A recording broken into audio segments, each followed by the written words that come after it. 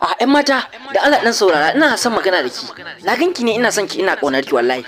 Na kasa samun nutsuwa.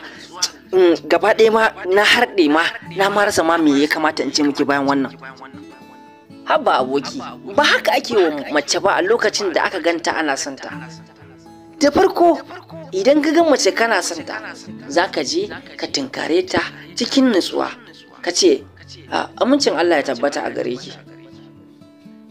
Dan Allah ina fatan zaki dan ban aran lokacinki in babu damuwa. Ina son dan yi wata magana mai tare da ke mai muhimmanci.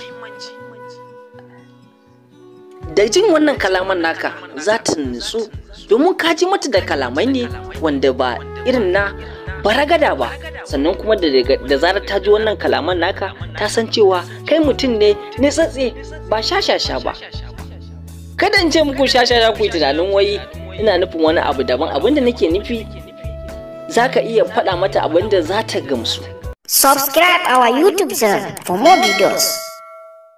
Tajuddin TV. Time for watching.